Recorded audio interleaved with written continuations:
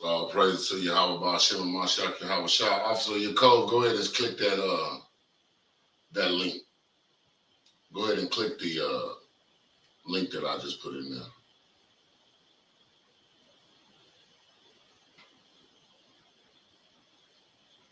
Officer Yakov.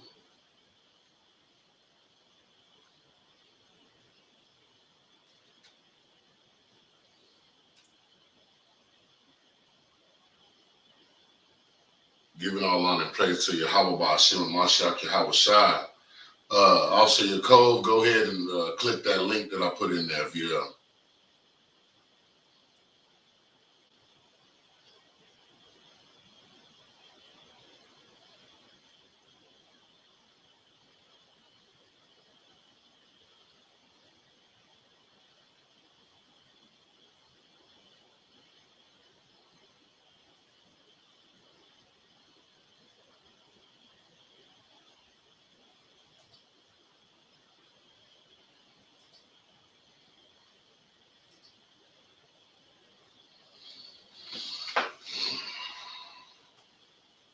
Roger Tucker, if one of y'all stabilize, let me know, or Donovan, let me know if y'all stabilize so I need one of y'all to read with me, if y'all don't mind.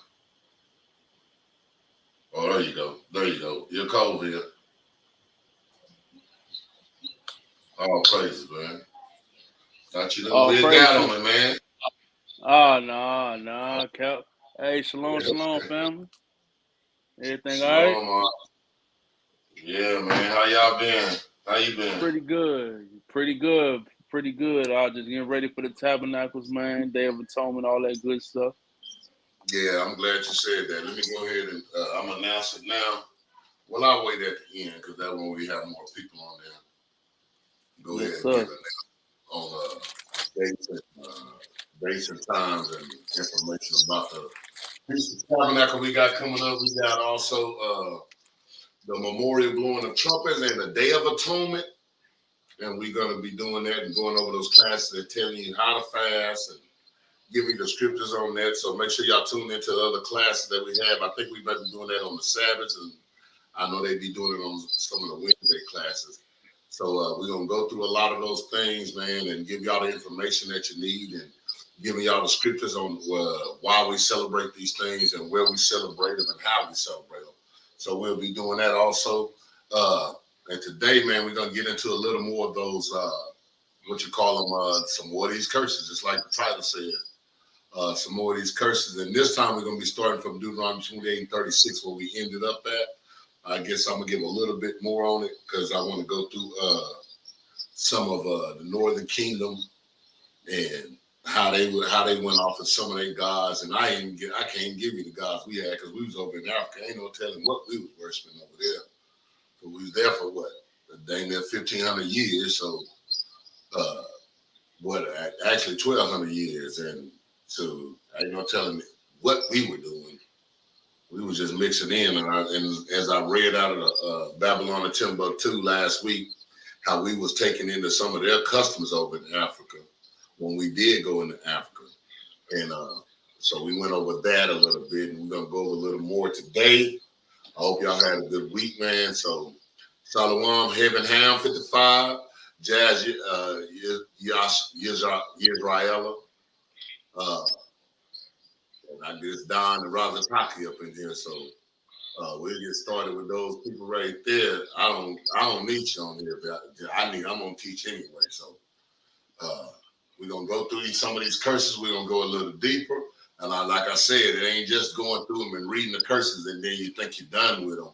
It's a good thing to do is start to go through the curses, start precepting the curses, going through other times that we have did it, going through some of the blessings that we would have gotten there instead of the curses. So we're gonna be getting started on that. Shalom, Hebrew. And, hey, can you hear me pretty good? Yeah, I can hear you pretty good. I hear something. Whisper. You got something else. Background. Yeah, you might hear the background of the YouTube. Okay. You probably turn your YouTube down. Yep, I got you. Yeah, because it'll make it echo. I got you. Is Yeah. that better? Yeah, that's better. Much better. Okay. All praise. So, man, with some of these curses, boy, we getting threatened every week, boy. So I guess that's part of the curses too. You get out there and tell the truth, boy. I said, man, you read the Bible, man, and it's crazy to me how people want to kill you. I mean, kill you, man. I know y'all heard, if you saw what happened last night, all praises right out there in Alaska. Man, if y'all seen the debate that we were supposed to have last night, Jeroboam was supposed to have with the guy who claimed to be Christ. Hey, I guess Christ came and said he gonna kill us on the Sabbath and shoot us, boys. Hey, Cal, he wasn't no Christ, man. He was a damn whole legion of Oh, demons. That's what he was. that's what it was. You're right about that, man. You're in Minnesota now, Ray. Oh, that's okay. That's Big Ray. That's Big Ray. I'm thinking that's Little Ray. He in Minnesota. The other one, Little Ray, is in Alaska. We got them all over the country, man. They just rolling all over the place, man. Hope y'all be safe on that road, though, too. But, man, I want to go today. I want to start at, let's read 28 and 36, and then we'll start from there. All praises. This is the book of Deuteronomy, chapter 28, verse 36.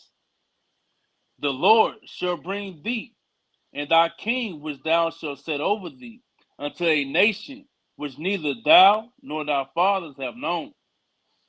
And there should thou serve other gods, wood and stone.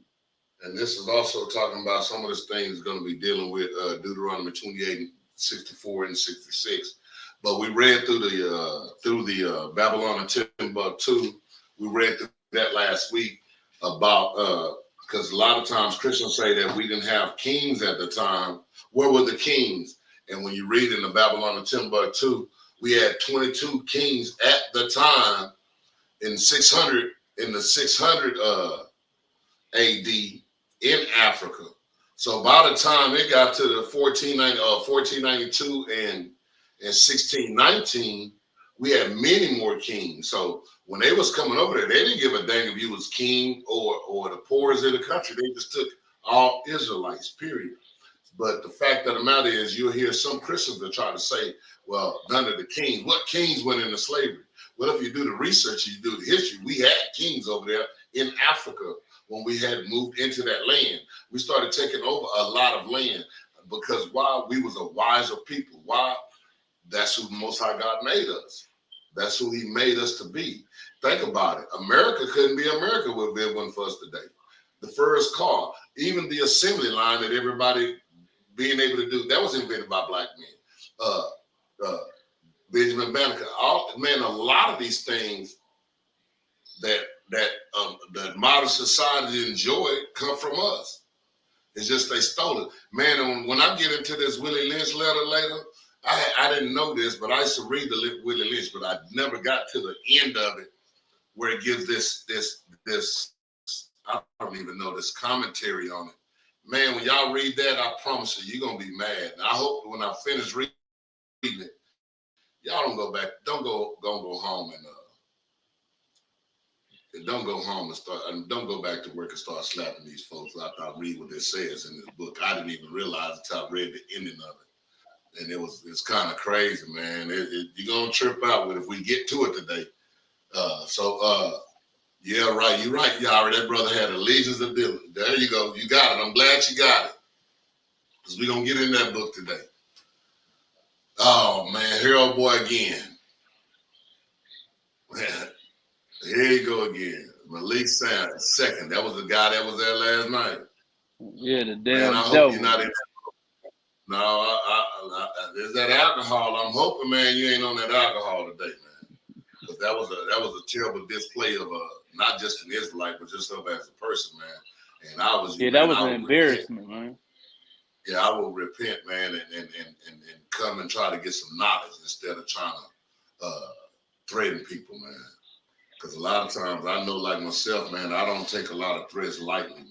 I just don't. And that's kind of a terrible thing to say that to the elder that you were dealing with last night, and the way you came at him. So, but we're gonna get into some of this today, man. Let me get a little set up. Y'all gotta watch. I've been kind of slow, man, today. Every day wine and weed when I get it, when I got it. And yeah, I'm sorry, I warn you niggas, but it's real on life eternal. Man, that's a problem you're supposed to be able to fix. You can't just fall out because you done had some bad times. You act like we the only one go falling on bad times.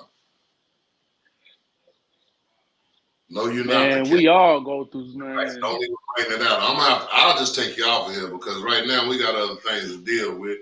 And I'll just delete you right now if you're gonna come up with that. I know you're not the Christ, so I'm just gonna let you know, hey, I got people that want to get in, they want to learn, and that's what we're gonna get into. Jeroboam tried to come at you the right way, but you didn't want to receive it. So you know what I'm gonna do? I'm just gonna do this right now. That way I don't even have to deal with the brother, man. That way I do not have to deal with him. But let's go. Let's go to 37 now. No. What I wanted to do is say, read that one more time, and I'm gonna get to a little bit of information.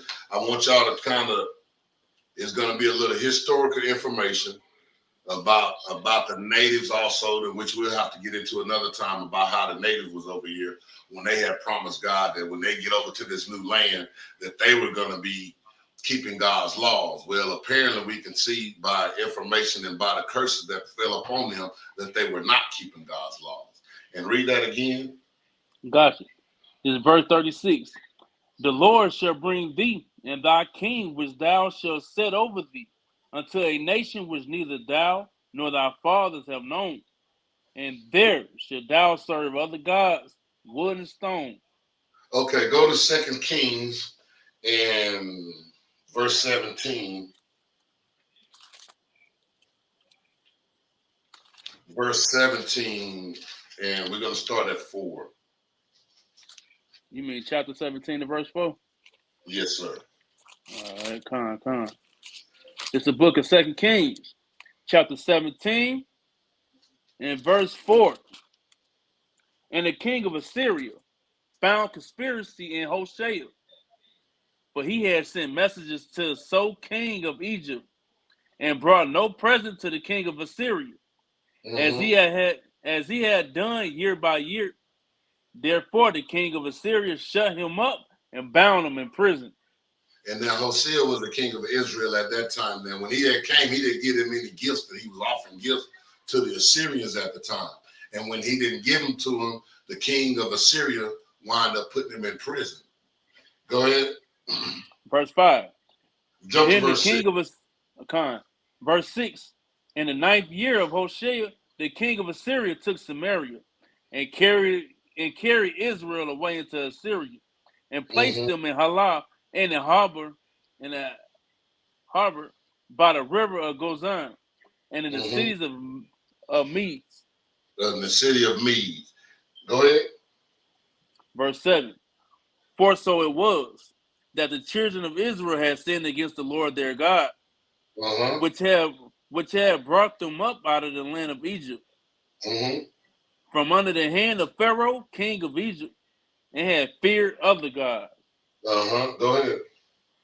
And walked in the statutes of the heathen, whom the Lord cast out from before the children of Israel, and of the kings of Israel, which they had made. Well, and at this time, you had the whole kingdom was together and they split up at that time. And when excuse me, when the northern kingdom split up, the northern kingdom was so mad at the southern kingdom, they went and started getting idols. They changed the temple to different places. They put one in Ephraim, one in Dan. They were just really going off. And then they were taken into captivity by the Assyrians because when the kingdom was split, you had Judah, the Benjamin Levites, and Simeon also, some of Simeon because they were there also, and Levi. They were in the southern kingdom, and they split. The kingdom was split. So when they went into captivity, they went into captivity first because they were in so much sin early. At that time, the southern kingdom was keeping the commandments and going by the laws of God. So they didn't go into captivity till later. So at this time, so when you go to 2nd Ezra chapter 13 and verse 40, we won't go there today, but that tells you about the 10 tribes and how they came over. Better yet, let's go there. Let's go there. Let's go there. But I want y'all to, when y'all looking at that part, 2nd Kings in there, and then you have to go to this other part right here, because it makes the Apocrypha give you the information that it's talking about when it's going to it's the precept for the part of 2nd Kings. This is the other part about how the Assyrians or the northern kingdom went into captivity and came to this land. Because we had just read they went into captivity under the Assyrians, right? So now we're going to read this part right here, which a lot of times Christians don't want to go here. But at the same time, in 1492, even if you watch that movie, Christopher Columbus, the reason he knew that these people over here were the Hebrews and the Israelites is because that he read this. If you look in the movie, he tells you he got that information from the Apocrypha. So that his only way he was, because he had been denied, he was denied by the king the money to take the voyage. He was denied by the queen of Spain to take the money. He started listening to him, but he was by the other Spaniards, and they were and the Jewish people who funded the slave trade. That's what they were doing. That's exactly what they had meeting with. And he was like, well, when they was like, well, they was asking him, how do you know that those people are over there, or it's a land over there? And he said, because of 2nd Ezra, because of Ezra is what he said. Meaning this part right here we about to read. Read 2nd Ezra chapter 13, verse 40. And y'all precept that with 2 Kings verse 17 and 6. Because this is the other point and the more understanding of what went on with them when they got taken into by the Assyrians. Go ahead. All praise. This is the book of 2nd Ezra, chapter 13, verse 40. Those are the 10 tribes, which were carried away prisoners out of their own land in the time of Hosea the king, who Salmanasar, the king of Assyria, led away captive, and he carried them over the waters. So he took them. He took them from that side of the Euphrates to the other side of Euphrates. That's what he's talking about now, that he carried them over the water. He took them from the river. I don't know. Y'all need to make sure we get a map. I'm going to start putting all these things on there. But a map that shows you the Euphrates that come down out of on one side, and then you go into Assyria when you cross the Euphrates River. Go ahead. All right. Verse 41. But they took counsel among themselves that they would leave the multitude of the heathen and go forth into a further country where never mankind dwelt, that they might there keep their statues, which they never kept in their own land. And then when they get there, they might keep their statues, which they never kept in their own land. That's what they were telling God. That, hey, get us out of this mess. Take us someplace out of here, and we'll go and keep your law, statutes, and commandments, which we didn't keep right here. And the reason we're in this trouble. That's the mercy the Most High God had on them. Go ahead. Verse 43. And they enter into Euphrates by the narrow passage of the river. For the Most High then showed signs for them, and held still the flood till they were passed over. Now, if you're a researcher, man, or a wise man, you see the Euphrates come out into the Persian Gulf. The Persian Gulf is on the east side of Africa.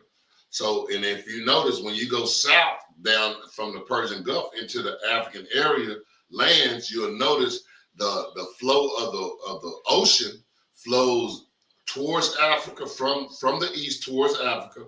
Then it flows down around the bottom of Africa, and then the flow of the ocean comes across to the Americas, across the Atlantic. So it's very simple and it's very logical to see how it was possible for these people to do what they did, and the Most High guided them on this path. Because not only did they have to do a whole lot of stroking, but the flow of the current had them moving that way around the southern parts of Africa, across the Atlantic Ocean over to the Americas. So, and then the Most High didn't have any storms. So when you in their boats and you coming over here, you didn't have to go through a whole lot of currents. You see all those movies with them big old waves and stuff. The storm, it was calm waters that the Most High guided them and let them come straight on that passage, straight over to the Americas. Read. For through that country there was a great way to go, namely of a year and a half, and the same region is called Arsarid. Arsarid, it says mainly in a year and a half. And according to some of them, they say that they go around the world, or if they go in a circle on a flat earth, as however you believe, they say it takes 3 days. 3 years. So if you're taking a boat, so if you go a year and a half, you halfway there. So that's where you in the Americas. It take a year and a half. So a lot of people say the 10 tribes winded up in Africa. If they just came out the Euphrates River, it don't take a year and a half to even sail around Africa. So where was this at? It was across the water, across the Atlantic Ocean. And then if you look up in the Jewish Bible, a Jewish encyclopedia, if you look up that word Arsarid, it'll tell you the America. It'll let you know. And it also goes into that when y'all look up the Jewish encyclopedia. Even they knew that this was called America.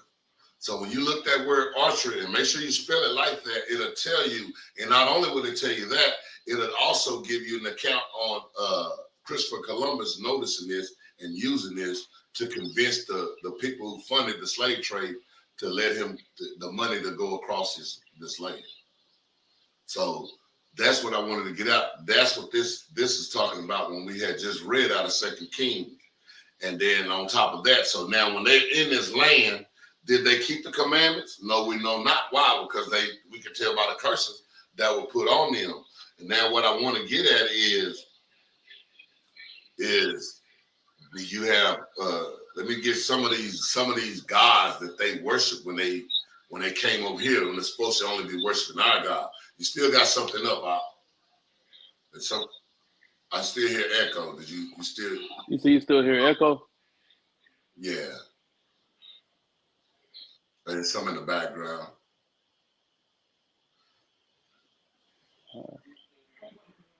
All right. But it's not unbearable. I mean, it's not unbearable. No, I got you. I got you though. Okay, so let me get to some of these gods. They had a god called Setna, the mother of the sea. She was a goddess. Gluskate, the Wabakiki tribes formed a human or a weasel. This was a human and a weasel god that they worshiped.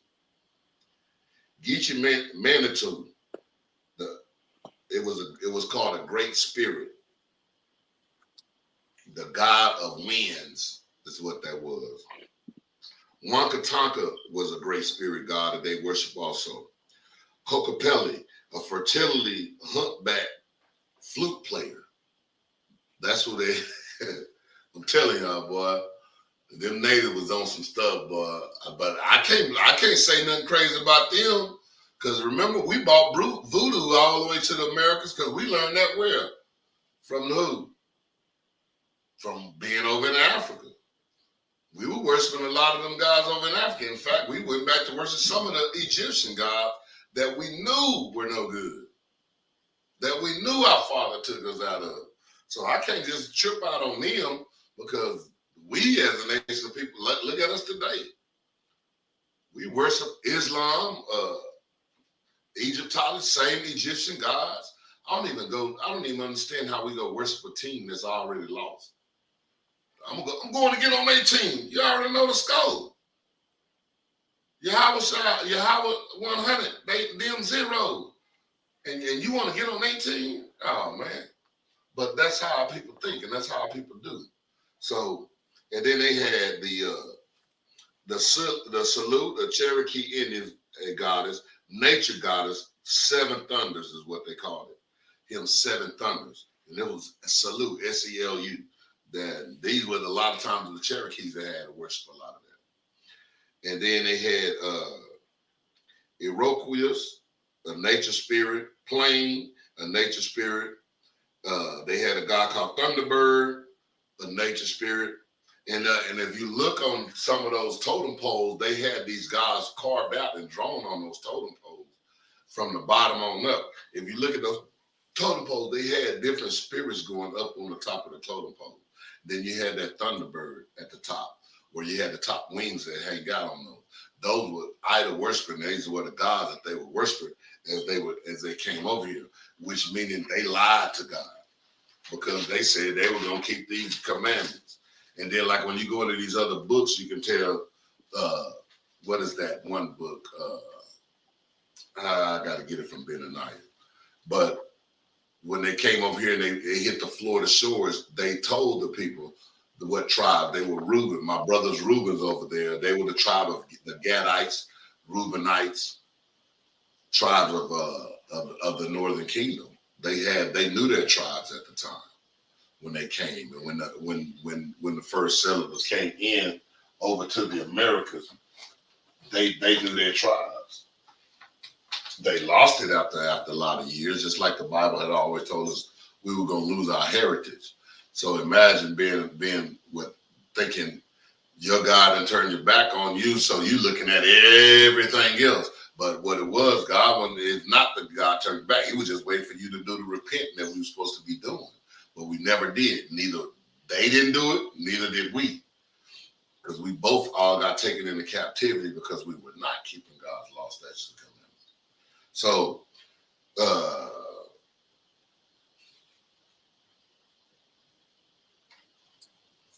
okay, yeah, because I went on the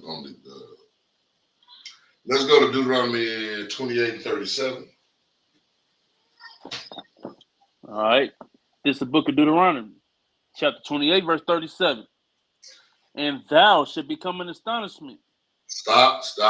An astonishment, a feeling of a great surprise and a wonder. That's what we shall become. A feeling of a great surprise and a wonder. Because that's what our people look at it. That can't be the children of God. And even when we were going into captivity, it was an astonishment because we were such a great people. We was a royal class of people. We had a lot of gold, a lot of riches. And they saying, man, it was astonishing how those kingdoms of ours went down like that. You thinking, man, how in the world everybody was able to come in and take a piece of us, stealing us, and we was a mighty looking kingdom. When you looked at us, you're like, whoa, they look, man, don't mess with them. But then when the Most High sent these people to come and put us into slavery, there's nothing that we could do. And everybody was astonished at these times. Like, wow, even though in the Americas, think about it, they had warriors, they had societies, they had kingdoms set all up over here. That not all the stuff they knocked down, that they don't show you the history that was already here. Buildings and everything that was enriched in America already set up that they knocked down and destroyed and tried to make it like that's what they built. They built this country. No, it was already built. And it was an astonishment when the Spaniards came over and was used, especially using that coloration of their skin tone to make them look as though appear to them as God. It's an astonishment. I bet you he was astonished when Christopher Columbus coming in and looking across and say, oh man, it's a whole lot. Even on day one, that's right. That's why he went to war immediately. He didn't wait, not like the history book said. It was no Thanksgiving on the first day. It was over. They went and killed over 600 that was at the beach when they came on the beach shores. He took a total of 600 slaves back to the European, to Spain, and passed them out for the payments that he made on the ships that he borrowed the money from to the Jewish people and to the Spaniards. This is history. This is history. This is not the stuff they're going to tell you in school. So you always got to go and do more and more research, because you won't get the whole story if you're thinking about getting it out of that school book. You think you that stuff, you be like, man, how come they didn't tell us this? They act like that's not important. That's very important in American history. That's very important in the starting of the Americas. Why would you leave that out? Because they're trying to hide these things. Because they're trying to hide the identity of who the people are, and they try to hide the identity of the heritage that these people had. So let's go finish reading. A proverb and a byword.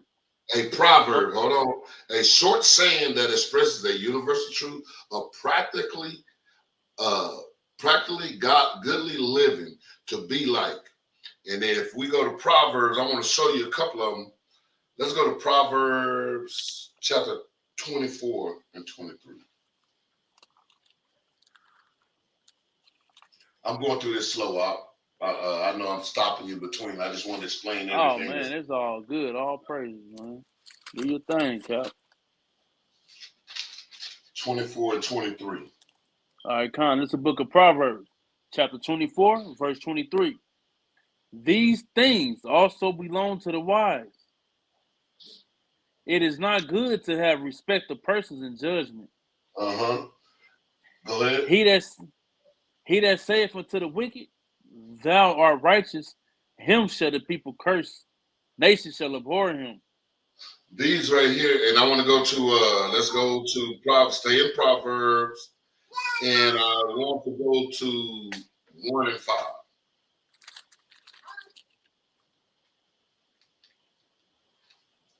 All right. It's a book of Proverbs, chapter 1, verse 5. A wise man will hear, will increase learning, and a man of understanding shall attain unto wise counsel. These are examples of proverbs, but the proverb that we had was never used as wise. They used proverbs on us to be derogatory towards us, like all men, all black people eat watermelon, as though other people don't eat watermelon. All black men love chicken. When I go to a chicken house, they all up there too. But at the same time, these are the things that they use. We got big lips, we got this and all that. There was a proverb that was given to us. They were supposed to be these wise sayings, but it was unto them, wise for them, but it was ridiculing us. These are the things, these are the curses that was going to happen on us. So let's go back. All right. This is the book of Deuteronomy, chapter 28, verse 37. And thou shalt become an astonishment, a proverb, and a byword. A byword. Hold on, stop there. A byword, a person or thing cited as a notorious and outstanding example, embodiment of something. And that's what we were. We was an outstanding example, an embodiment when we were put on these slave ships, when our land was taken, when our people were slaughtered. It was an outstanding embodiment. You have something? No, I ain't got nothing, Cap. It was a notorious and outstanding example. Go ahead. Among all nations, whether the Lord shall lead thee, thou shalt carry much seed out where the Lord shall field. lead thee. Let's go to Jeremiah. No. I just want to stop right there. I want to go to Jeremiah 42 and 18. Like I said, we're going to take this slow. I'm not in no hurry. Lord willing, we'll get through this. Lord willing, if we see these Tuesdays that we have, then like I said, I'm not in a rush to break this down. Yeah, all praise. You said Jeremiah 42 and... Yeah, 42, and we're going to start at verse 18. All right. This is the book of Jeremiah, chapter 42, verse 18. For thus say the Lord of hosts, the God of Israel, as my anger and my fury have been poured forth upon the inhabitants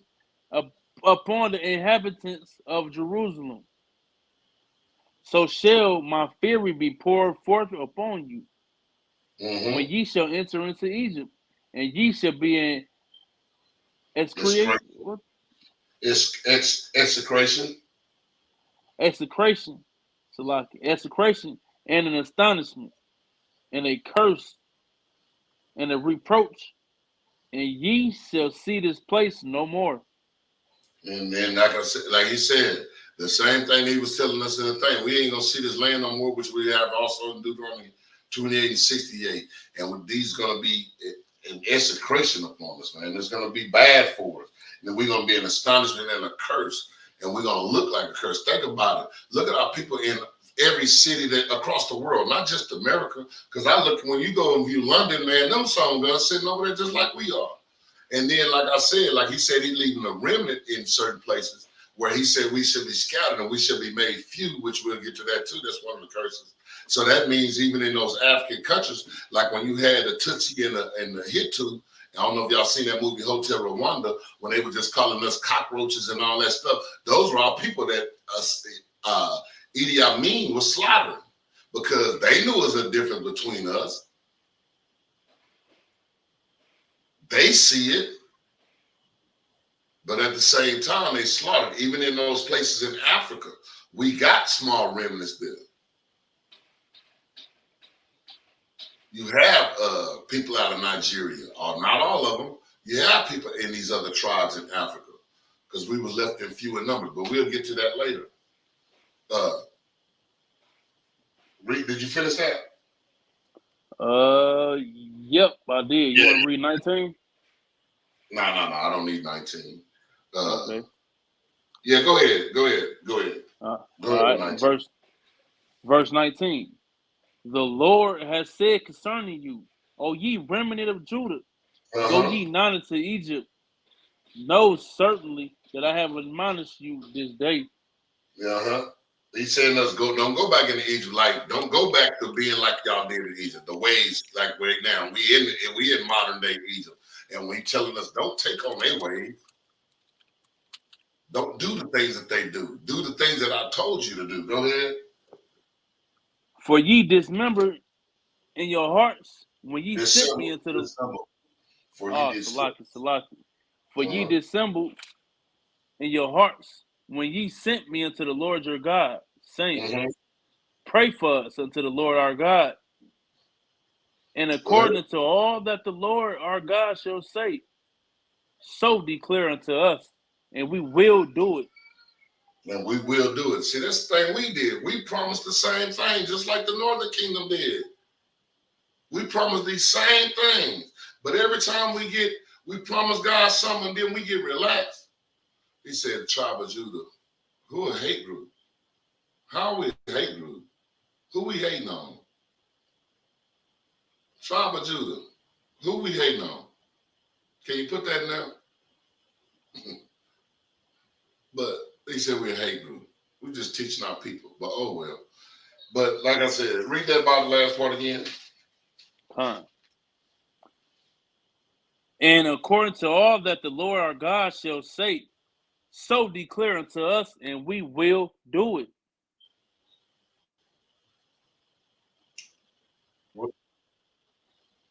Go ahead. Oh, okay. You go ahead. Verse 21. And now I have this day declared unto you. But ye have not obeyed the voice of the Lord your God, nor anything for the which he has sent me unto you. And that's the Northern Kingdom, the tribe of Judah. We did the same thing as the Southern Kingdom. I'm saying, as the Southern Kingdom, we did the same thing as the Northern Kingdom. We did the exact same thing.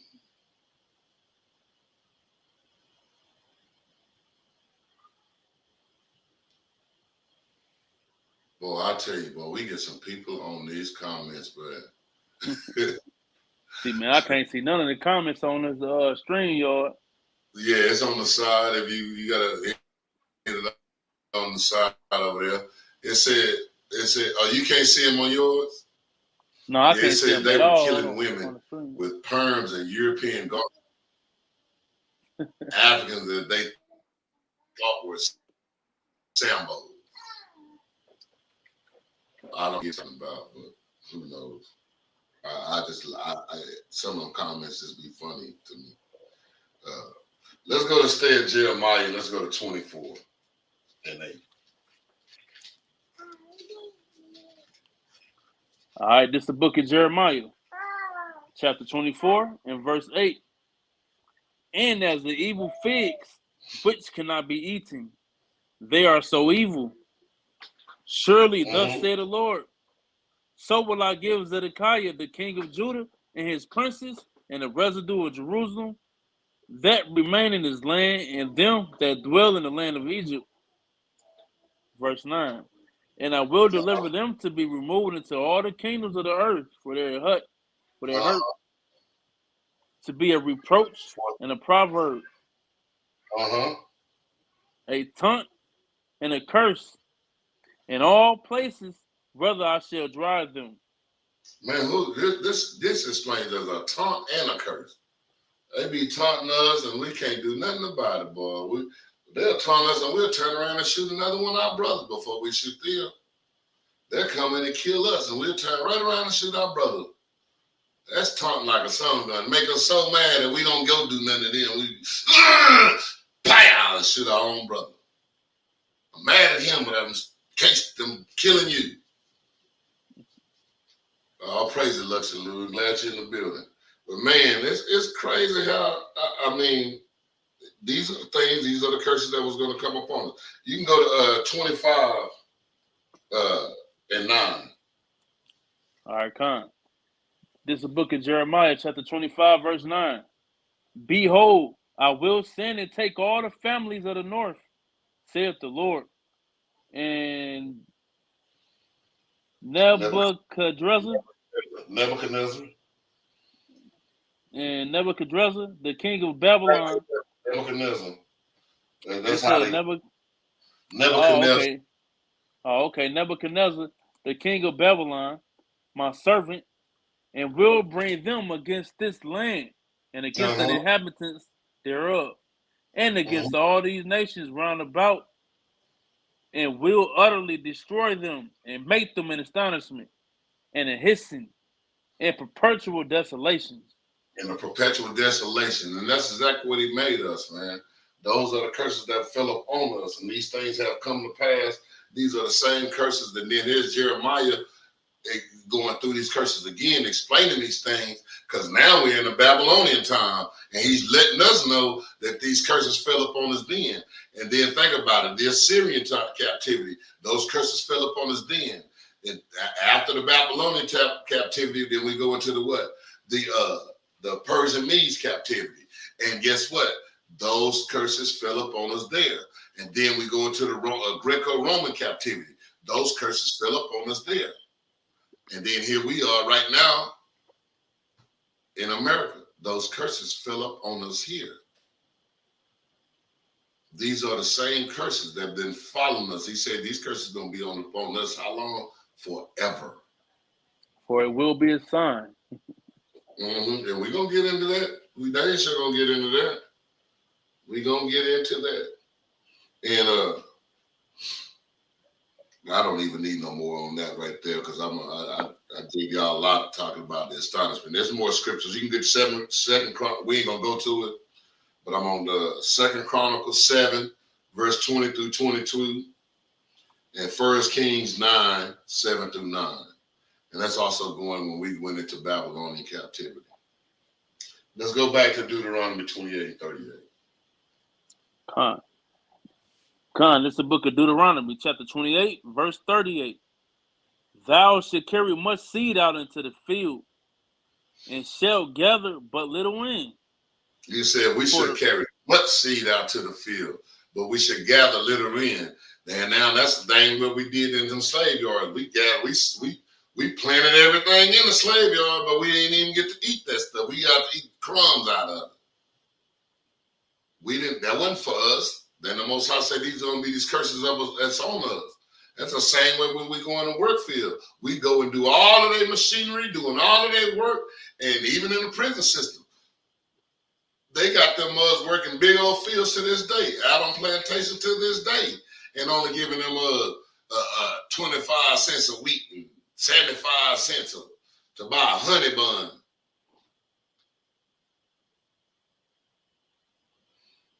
Yeah, that's Lil Ray. Yeah, that second Maccabees 6 and 12. You know me, that's one of my favorite scriptures right there. So I ain't gonna get into that one. I may have it later on. I might got it somewhere in my notes. But yeah, that's a good one right there. But right now, I want to get these curses right now. In fact, that right there is a great blessing that we're gonna probably get into. But I just wanted to let's go to Micah chapter 6.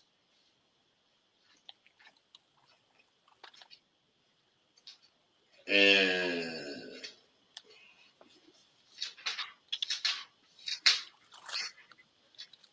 chapter 6 and verse 14. This is the book of Micah, chapter 6, verse 14. Thus shall eat, but not be satisfied. Read that again. Read that again. Thou is thou. Take your Thou time. shalt eat, but not be satisfied. Uh-huh. And thou casting down shall be in the midst of thee. Uh-huh. And thou shalt take hold, but shall not deliver. And that which thou deliverest will I give up unto the sword. You said that which thou deliverest will I give up to the sword. And we're gonna go also into let's go to Haggai. Because we don't go into some of this also, because when we out in the street sometimes, we sowing also. But we taking in little. We sowing the field all over America, all over the world now. We having camps pop up in all over the world, Israelites showing themselves to be Israelites. And they teaching this word. We sowing all over the world, but we only receiving a little. We only receiving a little. But like I said, this is some of the curses that's on us. Let's go to that Micah, and we finished Micah, right? Yeah, let's go to Yep, Haggai. yeah, you said Haggai. Yeah, my bad. I'm sorry. I didn't even go there. Give me a chance to get there. It's all good. Haggai 1 and 6. All right, this is the book of Haggai, chapter 1, verse 6. Ye have sown much and bring in little. Ye eat, but ye have not enough. We Ye eat, but we drink. don't have enough. That's all they give us, enough to eat, enough to survive. Because some of us, when we get too much, we overeat. Then now we are obese nation. Because they ain't fed us no real food. They've been filling us nothing of it to kill us. Everything they be giving us kill us. GMOs and everything else. Go ahead. Ye drink, but ye are not filled with drink. And then go ahead. Ye clothe you, but there is none warm. And he that earn the wages to put it in a bag with holes. And boy, ain't that the truth. Boy, as soon as we get some money, it's out. It's gone. I was just telling one of my supervisors the other day, boy, all I do is work to pay bills. Because I mean, the money come in, and it's like you got holes in your pocket. You ever put change in your pocket? You got a hole in it. Then you got the homeless man walking right behind you, because they seeing all your dollars fall out. Picking all that up. Yeah, picking it up.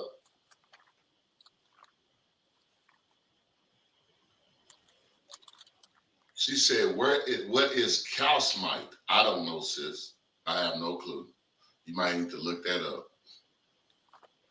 But think about it. We live paycheck to paycheck. But we'll pay them bills as well. As soon as you think you're going to have some money next week, boys, something happening, now you ain't got nothing next week. So you waiting on it that other month, but that month you got to pay rent. So you know you only got $4 left on after that.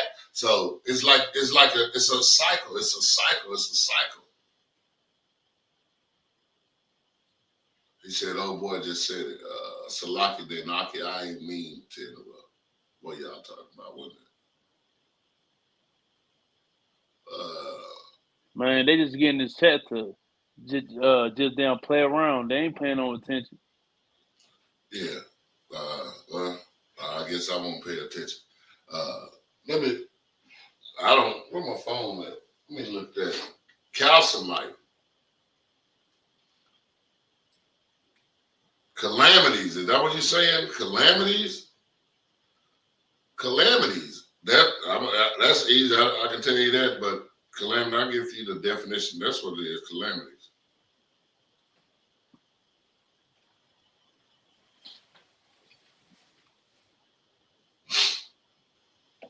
Calamity is an event causing great and often sudden damage or distress or disaster.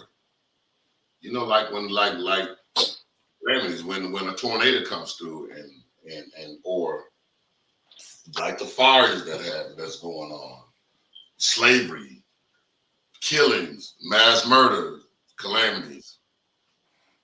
That's what that is. So that's when you see calamities, like it says that we had these calamities put on us, and guess what? We have had these calamities put on us. Those are just some bad events that's going on. Curses. Did you finish 1 and 6? Yep. Yeah, Yep. yeah, we finished that one. And because I want to not only go that, because we done looked at those other things, but let me show you. These are some of the things that we go through when we out there on the street teaching. And let's go to Matthew chapter 13.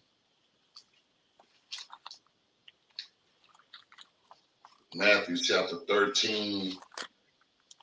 Let me show y'all the spiritual thing about these things. 13 and verse 4. This is the book of Matthew, chapter 13 and verse 4. And when he sowed, some seeds fell by the wayside. Start at 3. Start at 3. All right. Verse 3. And he spoke many things unto them in parables, saying, Behold, a sower went forth to sow. And when he sowed, some seeds fell by the wayside.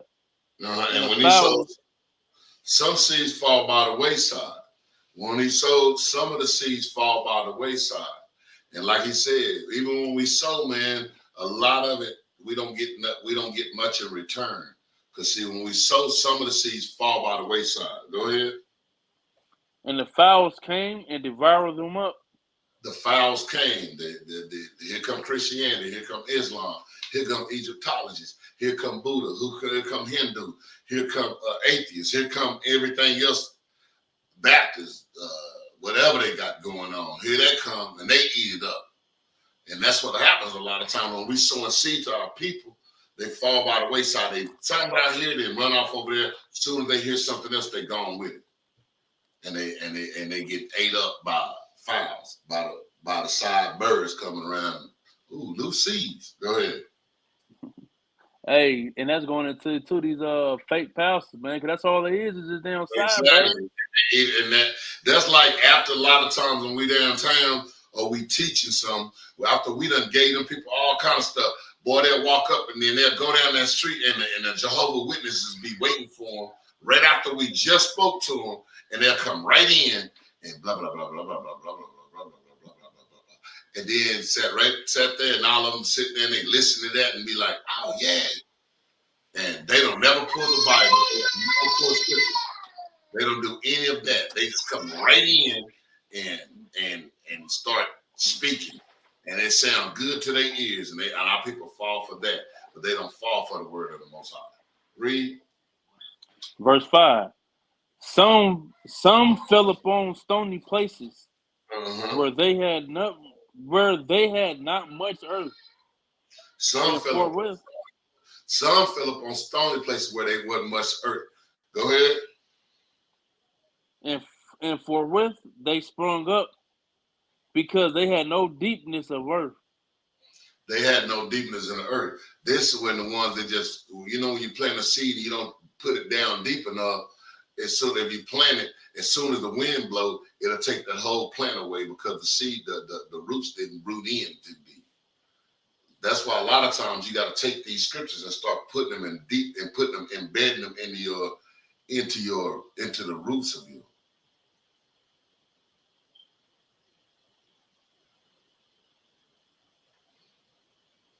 They have done those things, and that's what our people do. And if you read this right here, this also going into 4 different types of Israelites, which you'll be coming across when you try to teach our Israelite people. So then these are some of the things that when you sowing that seed to them, these are some of the grounds that they be standing on. Sometimes it's not good to even sow there sometimes because of the fact that the matter they standing on stony ground.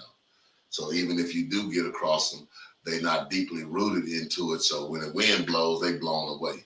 And the knowledge that you just fed to them is gone. Go ahead. Verse 6. And when the sun was up, they were scorched. They were scorched. They didn't have deeply rooted. They wasn't deeply rooted. Go ahead. And because they had no root, they wither away. They didn't have no deeper root. They weren't eating. They weren't getting nourished right. And that's a lot of times why we tell people to come to class, keep watching the classes, get deeply rooted into this, or it'll be in your spirit. So therefore, you'll take root. And then when that sun is scorching like it is, especially in Texas, I don't know where a lot of y'all at, but I know in Texas, boy, this sun is tearing it up. And, you got some grass surviving, some of it's not surviving. Because some of it's deeply rooted, and we got to be deeply rooted in this truth. We got to be deeply rooted in these laws, statutes, commandments. That so when somebody come and bring something else to us, y'all God ain't doing nothing, y'all God ain't that. You know what the scriptures to go to tell them, hey, yes, he is. I ain't waiting. I'm patiently waiting. And then the things about and go to the scriptures on them. You deeply rooted, so you won't be blown away. You won't be withered away. Go ahead. Verse 7. And some fell among thorns, and some fell among thorns, and the thorns sprung up and choked them. And that's what a lot of times, like when weeds, if you sometimes have grass and you got a lot of weeds, the weeds grow higher than your grass. And guess what? When the weeds growing higher than your grass, that means the sunlight that comes in and the water that goes in the ground, the weeds are bigger, stronger, so they suck up most of the water and they taking all of the sunlight that the plants need to live. So therefore, they can't survive and they'll start dying out because the weeds are bigger. And sometimes when you plant and you plant in the thorns, and a lot of times it don't go through it, but because sometimes the people that are around the people that you're sowing your seed to, that they're still listening to, those weeds are outgrowing the grass, and that grass ain't, even though it's rooted, it's not getting enough sunlight. It's not getting enough water because the weeds that are around are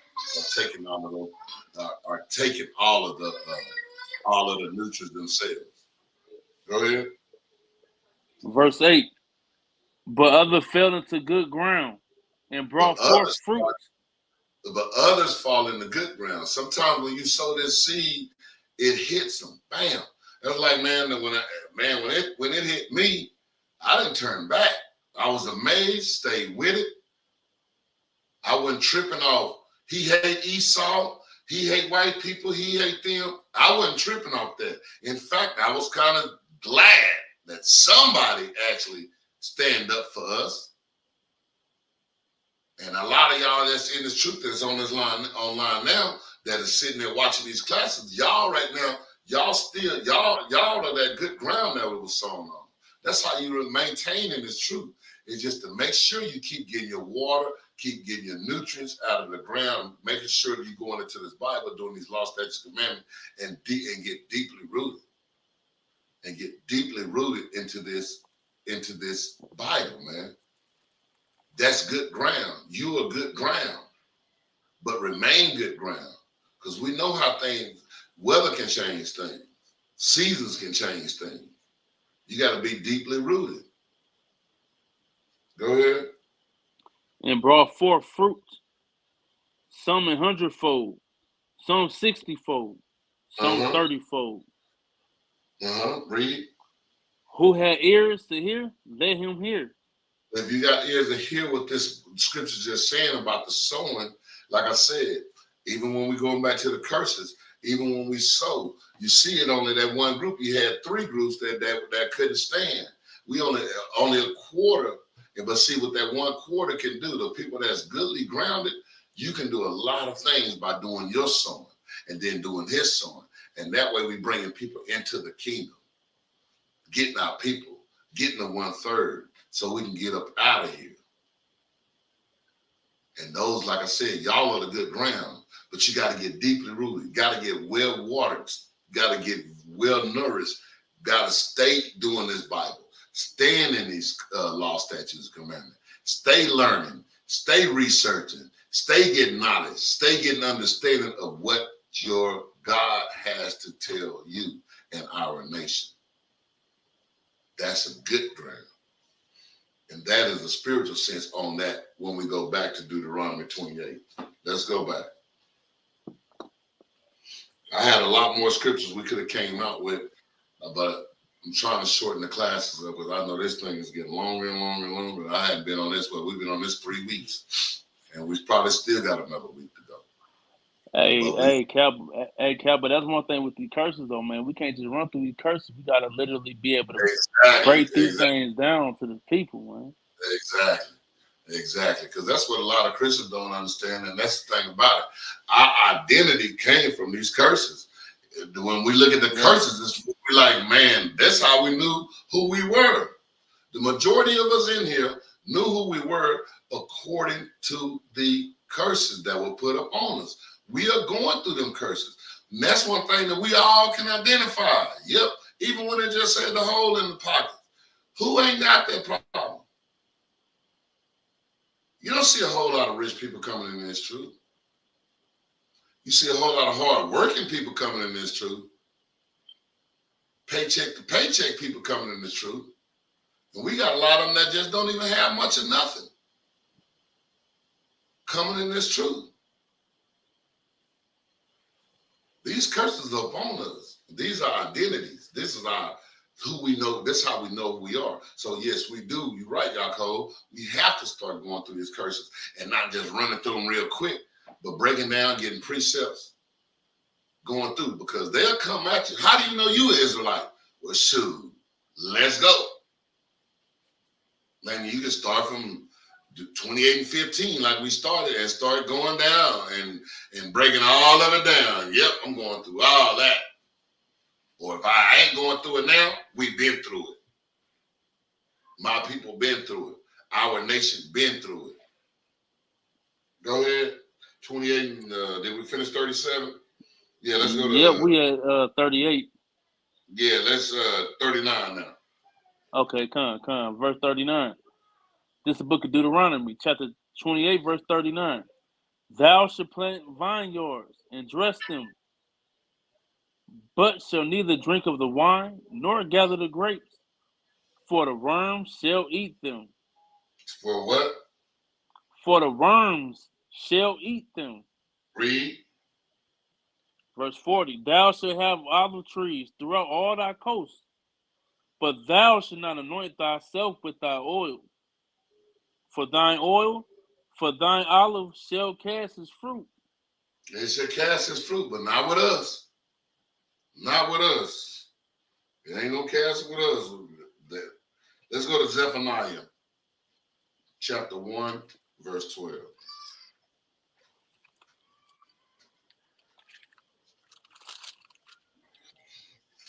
This is the book of Zephaniah, chapter 1 and verse 12. And it shall come to pass at that time that I will search Jerusalem with candles, and punish the men that are settled on their lease. Read that again. It said, and punish the men that are settled on their lease. He said, I will search Jerusalem with the candle. Meaning he's going to search all over for Jerusalem and punish the men that are settled on their lease. But they say in their heart, the Lord would not do good, neither will he do evil. See, a lot of times we don't think the Most High is going to do nothing. We got so comfortable with doing our wickedness that we don't think the Most High is going to do nothing. We don't think he's going to do good, and we don't even think he's going to do bad. He just don't really exist. I believe in God, but I don't believe he's going to do this. I done got away with everything. But you're not getting away with it. We are not getting away with it. We are not getting away with it. The only thing that you're going to be able to block this out is repent, confessing your sins to the Most High, and don't do them again. Then he'll block them out, so it won't be mentioned again. But the things that we keep doing, guess what? Will continually get mentioned. And when Yahweh Shai turn, it ain't blocked out. So a lot of times you think, I think I got that erased out the book. You better be for sure. You better be for sure. Read that again. Come. You want the whole verse 12 or just the end of it? Just the end of it. All right, come. That I will search Jerusalem with candles and punish the men that are settled on their lees, that say in their heart, the Lord will not do good, neither will he do evil. Read. Therefore their goods shall become a booty, and their houses a desolation. They shall also build houses, but not inhabit them. Yeah, and they boy. shall.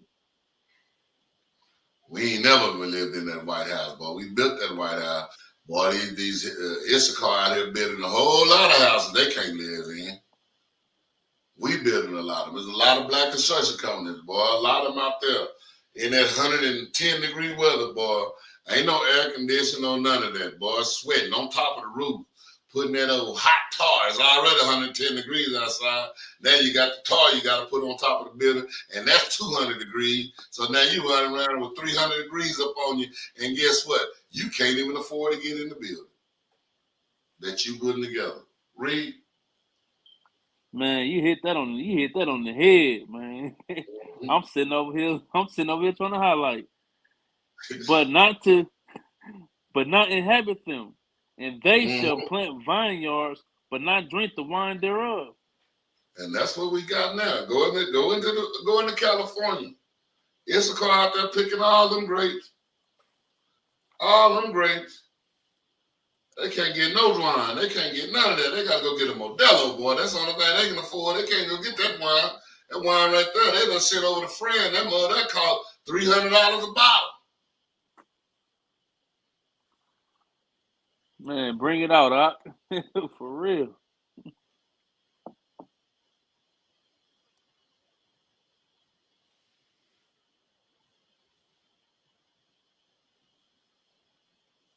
Now I'm just reading comments, Yaakov. I'm just reading it's comments. all good.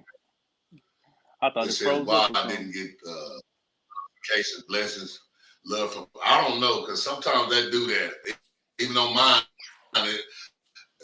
it won't give me a notification. That the only reason I be knowing is because we in class sometimes. So I'm like, man, this thing, because sometimes it give you notification, but you got to understand who we dealing with, man. And like I said, that's part of the curse. They don't want this truth to get out. They ain't notifying you that, hey, it's some good food over there. They telling you that, hey, go to McDonald's, eat some people. So they ain't trying to notify you when it's something like that. You got to understand who we dealing with. It's part of these curses. We under the influence of these people.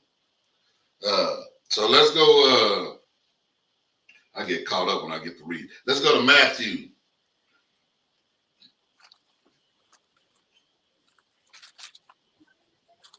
I think I meant 4. Yeah, let's go to Matthew chapter 4. I think I meant 4:19. Put them up, what? Man, my bad, Captain. I got a 1-year-old that like he's 5. I know you got him there yesterday. I see him. I know that little man. He got big already. He gonna be the same size as the other little boy already, boy. He sure is, little Jamie. 4 all right, verse 19. All right, Con. This is the book of Matthew, chapter 4, verse 19. And he saith unto them, follow me, and I will make you fishers of men. And they straightway left their nets and followed him. And going on from thence, he saw other 2 brethren, James the son of Zebedee, and John his brother, in a ship with Zebedee their father, mending their nets, and he called them. Slack it. Go to 19 to 24. I'm sorry. I wrote this All right, wrong. come on. Get up. No, that's not what I want. You know what? Don't worry about it. Let's go to Revelation chapter 11.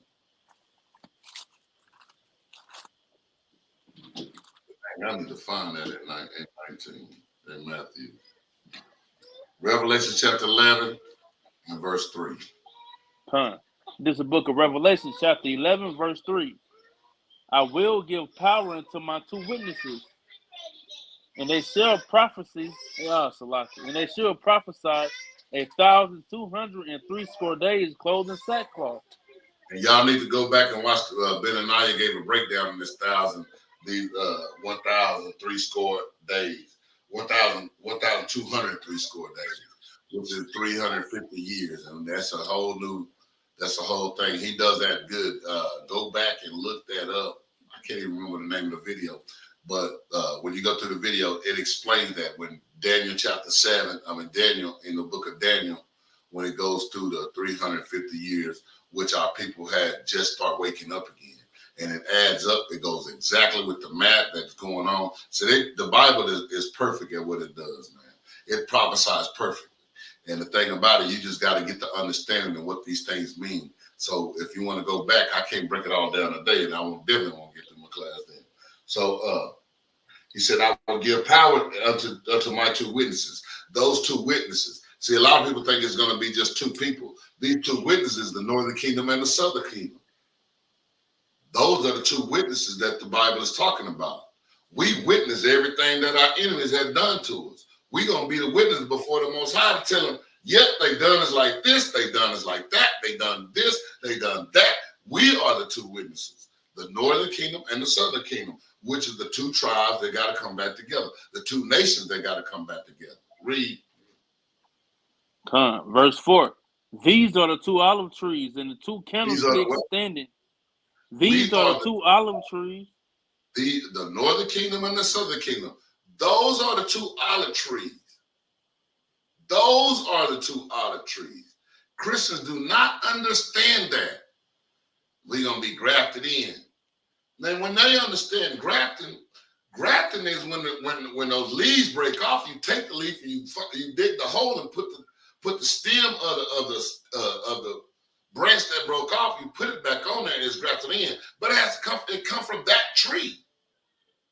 You can't have an olive tree and put an orange branch on it and a branch from an orange tree and put it in there. It'll spew it right out. It'll close up and spew it out. It won't produce any oranges. It won't turn into an olive.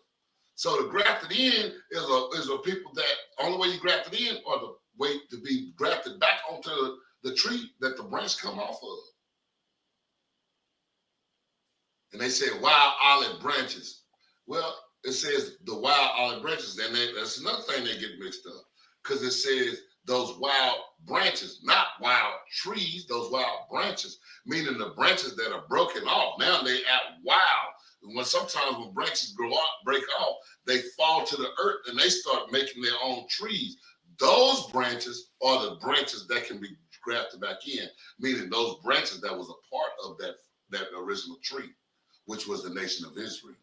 And those people do not understand what grafting in means. They always say it, but tell them to look up the word grafting and see what it says and make that make sense.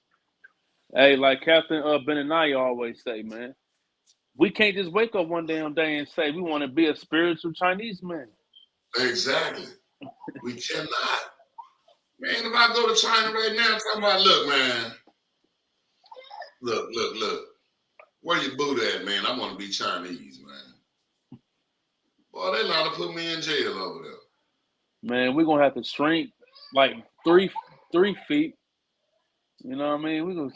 No doubt. That's what they going to look at, man. Heck, nah, this can't be none of us. This can't be none of us. They up there, man, ain't nowhere in the world I can be a Chinese, a Japanese, or I damn sure can't wake up and talk about, look, I'm a white man. Even they got this identity thing in America right now where you can identify as anything.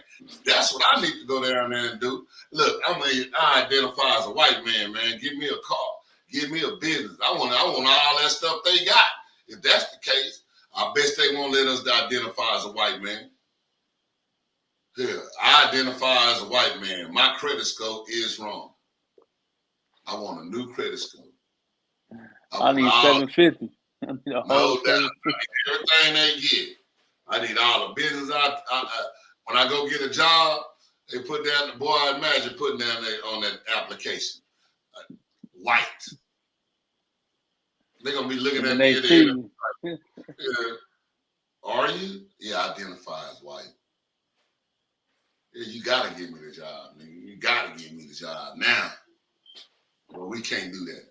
And I mean, remember, Cap, remember you brought out in the class, man, that the damn teacher got fired because she didn't identify the kid as a cat? as a cat, and got fired because she wouldn't speak cat language. Boy, I said, boy, this is the country we live in, though, man. This is the country we live in. This is what we got to deal with. Go ahead. Did you finish that? Yep, I finished verse 4. You want to read verse 5? Keep going, yeah. All right, come. Verse 5. And if any man will hurt them, fire proceeded out of their mouth. Finish that out. All right, come. Verse 4. These are the 2 olive trees, and the 2 candlesticks standing before the God of the earth. That's the northern and the southern kingdom. Go ahead. And if any man will hurt them, fire proceeded out of their mouth. That's what happens when we going out on them streets. That's why a lot of times it burns them up. That's why they be screaming and hollering and want to kill it. Because we fire. Words of fire. Not my word. Although I might have some hot breath, but it ain't my breath that's making them hot. It's the words that's coming out of my mouth. That's the fire. That's the fire. And it's hitting them like fire. So when you're bringing out these scriptures sometimes of people, man, it's burning them up. How many times have you read the scripture that burn you up? It consumes you. You're like, ooh, I better change. Golly. Scriptures will make you cringe, man. Ooh, golly. Because it's fire. Go ahead. Con. And devour their enemies. And if any man will devour their enemies. He just ran by that. I don't want to run by that. It devoured our enemies. Man, as much as Edomites love to run up and Karen and Ken, they won't do it to us. Because we'll call them out straight. That's one thing that everybody like, man, ooh, you hear what he said? Yes, we said it. I said it. Yes, we'll say it. Yes, it'll devour them. They try to run past us. Boy, some of them go all around. Y'all can see downtown Dallas, but it's a sidewalk go through us. They got to get to that train. They park right there. They will not go through that parking lot. I'm not going. They'll walk all the way around them big buildings, man, to get to the train, to get on the other side of us. Because that fire is devouring our enemies, tearing our enemies up. I'm not going through there. What's so bad about it? We ain't caring about them. I don't care less. You can go on by. I'm talking to my people. But I'm going to tell them who we're dealing with. And if you come through, we got to use you as an example. Yes, you will be used as an example. Read. And if any man will hurt them, he must in his manner be killed. He what? He must in his manner be killed. So y'all keep doing all them threats. Keep on threatening Israel. Keep on threatening these prophets on the streets. Keep on threatening these people bringing this truth out on these corners. You going to get killed, man. I hate to see y'all do it. It's sad to me when it happens because I know it ain't that I ain't scared about what I'm going to do to you. I know what the Most High going to do to you. It ain't got nothing to do with what I can do. So I don't want to fight you. I don't want to have to even go talk to the police for shooting you. But I know the Most High is the one going to kill you. They're like them people come up there, they scoffing and everything. We don't even have to put hands on them. We don't have people come out of nowhere and just start fighting them, man. Fighting them out of the blue. Don't know them from Adam, man. Just come out of nowhere. Drunk people, high people, they don't come and jump us. They come right up there and jump that person that's scoffing out of nowhere. We done seen it happen over and over and over. Or even like a couple years ago, Cap, it was you teaching, and then some brother gonna walk up on the train. You know what I mean? I think he got off the train. He got to scoffing like crazy. He went down the street, ended up having a damn heart attack right there. Oh yeah, and we had another dude, one dude who was scoffing. He scoffed scoffing like a son of a gun. He went to the liquor store, which is down the street from where we be teaching at, and some dudes jumped him, bust him all up. He come back. Man, when I left y'all, they beat my butt down there. Yeah, you can't scoff against the Most High. We had that lady a couple of weeks ago. Blah, blah, blah, blah, blah, blah, blah, blah, blah, blah. This drunk lady come right over there and just slang her right on the ground. Slang her right on the ground. Out of nowhere, we like, whoa, Those are the things that happen, man. I mean, immediately, we see it a lot. Y'all don't see it. Sometimes we get it on the video, sometimes we don't. But sometimes y'all see them, sometimes they don't. But it happens just like that, man. And it don't even be our hands. Most High doing it. Call people out of nowhere. Dude, get right off the train, run over there and just jump on somebody who's scoffing. Go ahead. All right. Verse 6. These have power to shut in heaven, that it rain not in the days of their prophecy. These have power to shut heaven. Go ahead. Oh, yeah, Salaki. These have power to shut heaven, that it rain not in the days of their prophecy. He said that it rained not in the days of their prophecy. And that's the thing right now. We shutting heaven down. We shutting this government down. When we don't go buy and sell on the Sabbath, we doing them a disfavor. When we telling the people to look and we reading and looking, we ain't eating pork. All the pigs they got that they were giving us and we were consuming so much of, now we're not eating them. We're shutting this government down. We're shutting the heavens down by not doing what they telling us to do, by going with our God and not their God. Go ahead. And have powers over waters to turn to the blood, and to smite the earth with all plagues, as often as they will. And as often as they will. See, the word of God is against the world. So when we bring forth this, man, we bringing plagues on people. Because now they understanding the curses are falling upon them. Now they understanding, hey, we can't talk to them. We can't do them. We got the police down there to do more protecting of us than they do the people that's on the street. They better leave them dudes alone. When the police come running right over there, I don't know how I go to other cities. And what's so bad about it, we done talked about them police so goddamn hard. I mean, horrible. But as soon as something go down, they protect us like, bro, it ain't us that got to do it. The Most High has done this thing. And what's so bad about it, they'll be done stop somebody from coming up on us, take them to jail, and we'll still talk about the police. And they still doing it. Now, who doing that?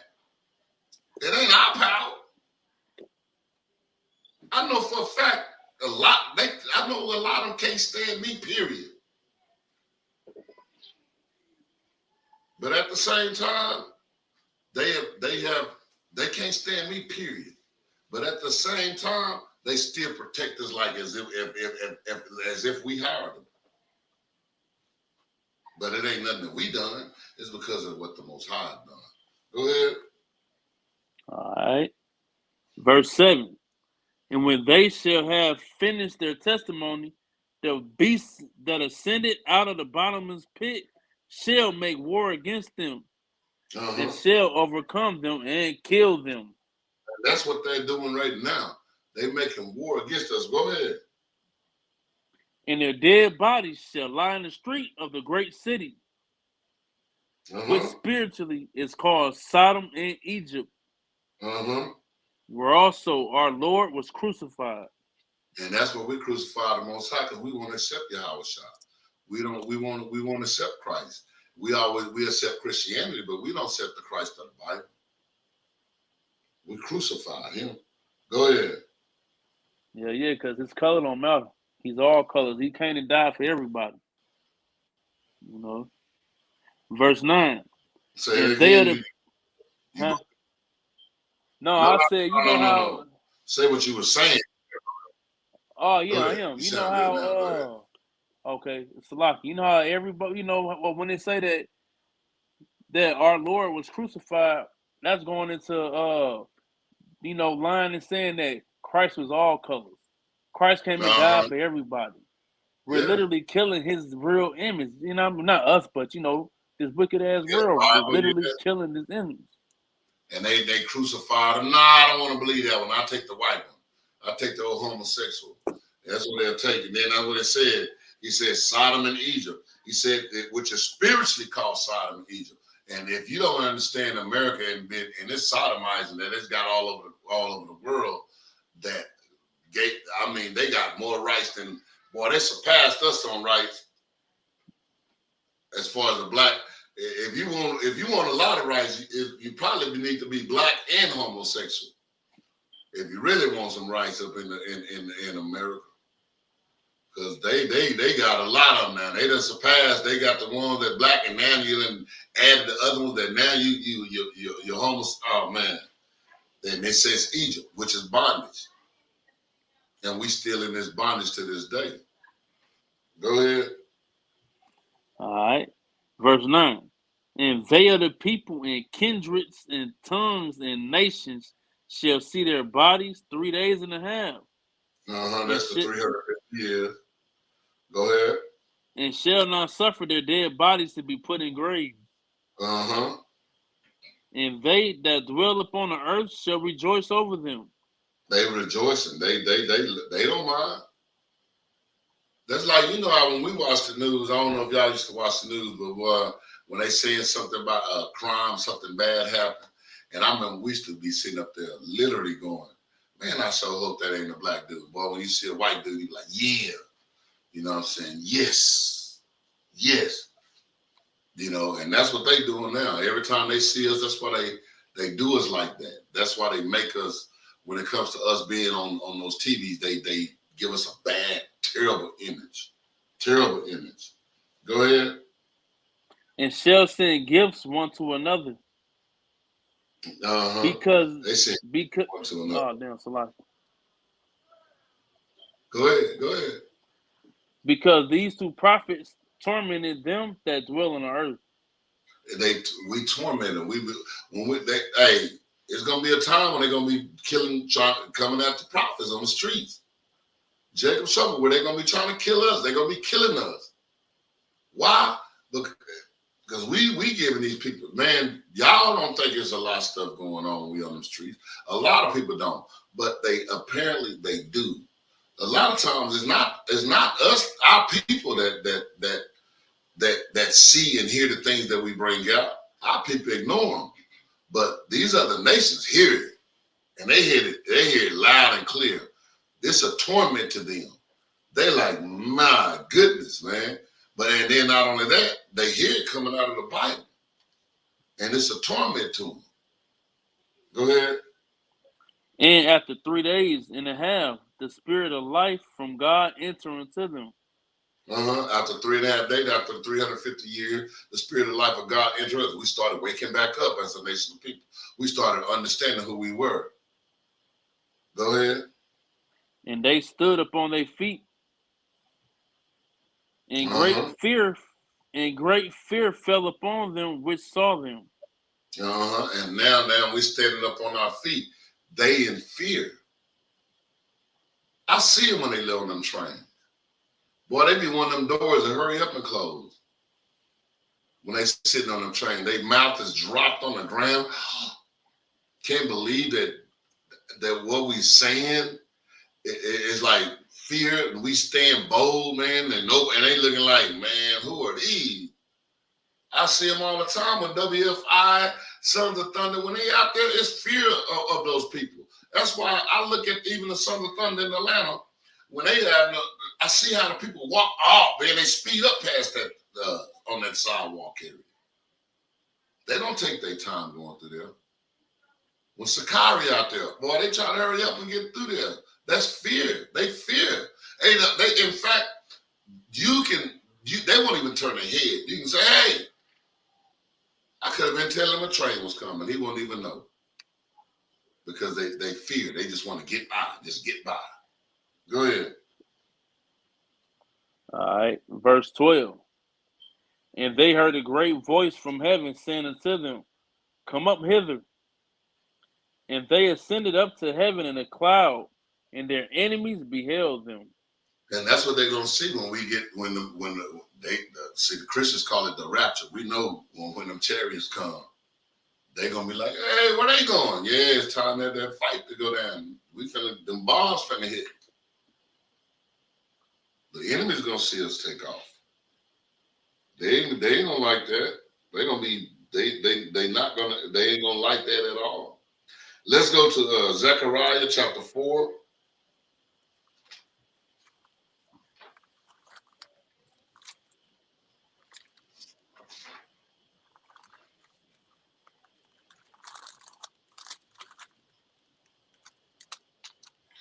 Those are, like I said, I'm giving y'all some of the curses, but I'm also giving you some of the blessings of the things that have happened because of the fact of the matter, we have come back to God's laws, and we are doing some of God's laws. And like he said, we were doing the curses and the blessings when we first started this out. And we stopped at the curses because of the blessings, because we had finished those, but I'm giving you more blessings as we go through the scriptures. The things that happens when we do come back to God's laws. Because I don't want to always just dwell on the curses. The curses identifies. Now that we know that, and now we found our identity, now we should be looking at toward the blessing that's in the Bible. So that should be our goal, to reach those and get back into that, the blessings. Zechariah chapter 4 and verse 2.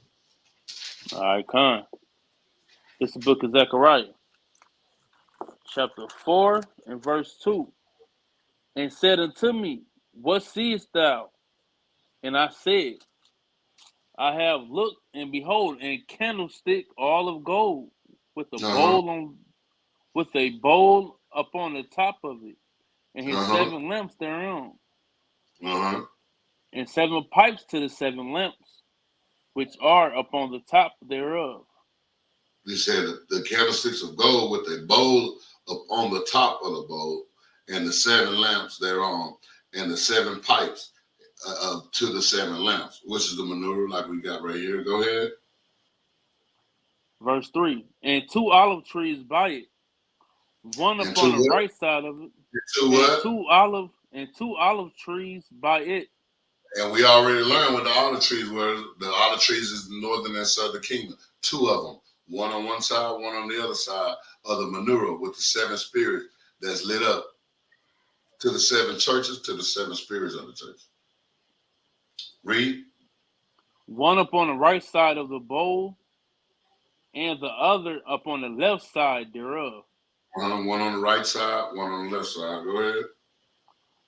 So I answered and spake to the angel that talked with me, saying, and then what that's are another these, thing. If you go, hold on 1 second. If you go into Revelations, that one that's in the midst of the 7 candlesticks is who? Yahweh. So it all lines all the way up, man. That's why I say you got to go through this Bible. It's the glorious, beautiful picture once you paint the picture. You know what I'm saying? Once you get the whole picture as it's coming together, you start seeing the picture. And this is what this is. When you got Revelation 1 and 14, or when he was revealing, he said, in the midst of the 7 candlesticks. And then he goes on to reveal Yahweh Shai. Now we understand that, and then we come to that the 7 churches of Israel and Minor Asia, and the 7 spirits, which is the candle that was on the thing. Then on the side of it, now we got the southern kingdom, and you got the northern kingdom on both sides of these things, and Yahweh Shai is in the middle.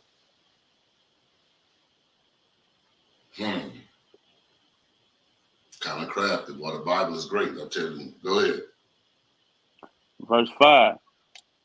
Then the angel talked with me, answered, and said unto me, knowest thou not what these be? Uh-huh. And I said, no, my Lord. Uh-huh. Then he answered and spoke unto me, saying, this is the word of the Lord unto Zerubbabel, saying, not by might, nor by power, but by my spirit, saith the Lord of hosts. See, we ain't gonna have to do all these things that's gonna happen, that's gonna occur.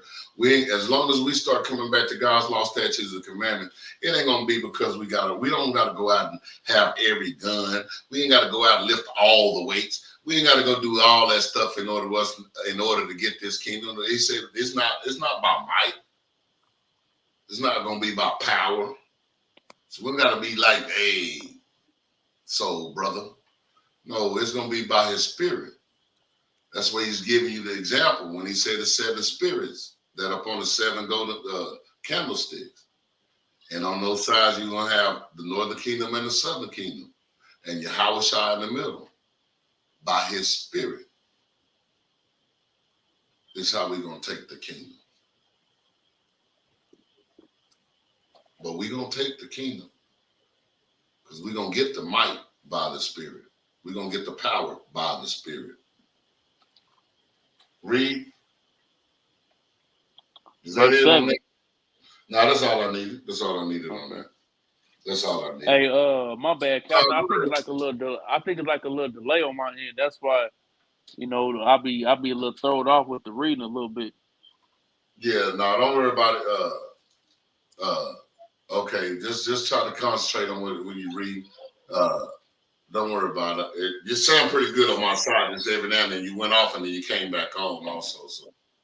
Okay, I got you. Yeah, just take your time. Don't worry about it. Go ahead and stay at there and go to 7, Zechariah, where he was at.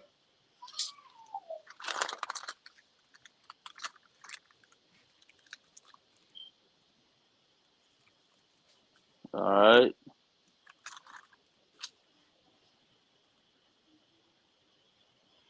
All right, chapter 7, what verse? No, 4. Same thing we was on. 4, just go to verse 7. I got you. This is the book of Zechariah, chapter 4, verse 7. Who art thou, O great mountain? Before Zerubbabel thou shalt become a plain, and he shall bring forth the headstone thereof with shouting, crying. Go ahead. Grace unto it. Crying, grace unto it. Grace. Who's the grace that we're supposed to be given? Who gave us grace? Jacob, who gave us grace? Yahushua. Yahushua. So therefore, that's what he's saying right there. And Yahushua is the grace of the God. We're going to be crying, grace. Give us that time to get everything right. Now is that time. Now is that time. Go ahead. And that is also showing you Yahushua in the Old Testament here also. Go ahead. Verse 8. Moreover, the word of the Lord came unto me, saying, the hands of Zerubbabel have laid the foundation of this house. The hands of Zerubbabel have laid the foundations of this house. Go ahead. His hands shall also finish it. And thou shalt know that the Lord of hosts has sent me unto you. Verse 10. For who have despised the day of small things? See, a lot of times, stop right there. Who have despised the days of small things? Sometimes when you just get out there and give them the word and tell them you're an Israelite, or you show them that you're keeping the commandment sometimes, it's not a small thing. It may be to you, or you may not even realize you are doing what you're doing when your women having on dresses and they got the fringes on the bottom of them, and the men having on garments, or they having on their garments with the fringes. You think it's a small thing, but sometimes a lot of people look at me like, ooh, they wonder. You don't know what they're doing, but it's not a small thing. You're setting up a foundation. You're doing something that You have no clue that you're setting up this foundation, just like Zerubbabel had to set up the foundation for the new temple to be built. Read. Verse 10. For who have despised the day of small things? For they shall rejoice and shall see the plummet in the hand of Zerubbabel with those 7. Mm-hmm. They are the eyes of the Lord, which run to and fro through the whole earth. The 7 spirits also. They are the eyes of the Lord, which run to and fro through the whole earth. And that's the thing about it. That's how we're going to be able to get through these things. Because the spirit that the Most High God is going to be putting on us is how we're going to get through it. Not because you're strong and you big, because you got little guys that's going to have a bigger spirit than the biggest guy. I'm a big guy. I'm sure it's a whole lot of little people got a bigger spirit than I have. But at the same time, it's not going to be by our might or by our power. It's going to be by the Spirit. And the Spirit is the word of the Most High God, John 6:63. The more of his word we start putting on us, the bigger we become, and spiritually we become. And more powerful we become. More mightier we become. Because we keep in the word of God. Not because we at the gym. Not because we at the working out. Not because we just run around here being bad and I got a gun. That's not how we do it. It's because we're going to have the spirit of the Most High God and the spirit, like I said, John 6:63, the words that he speak are the spirit. Let's go to, like I said, I can go through a whole lot of them. Let's go to Romans. Let's get some out of the New Testament right quick. Because I don't want to think they always just in the Old Testament. Romans chapter 11. Now, I'm not going there because the only way I can really bring that out, I have to read verse 1 through 32. Because when you read that Romans chapter 11, I want y'all to mark that down and go back and read that whole chapter. Because that's the whole chapter 1. I mean, it's 1 through 32. And it's hard to stop. It's just hard to stop. It's not. I couldn't find a place where I can cut it off. Because it just gets better and better as I'm going down. I'm like, I can't leave that out, and I can't leave that out. So I was going to read that whole thing, but we're not going to go there. Let's go ahead and let's go to back to Deuteronomy 28. Verse 41. 28, yeah, 40. Yeah, 41. All right, come. This is the book of Deuteronomy, chapter 28, verse 41. Thou shalt begot sons and daughters, but thou shalt not enjoy them, for they shall go into captivity. For they shall go into captivity. We shall begot sons and daughters, but they shall go into captivity. Read. All thy trees and fruit of thy land shall the locust consume. Shall the locust consume. Let's go to Lamentations chapter 1, verse 5.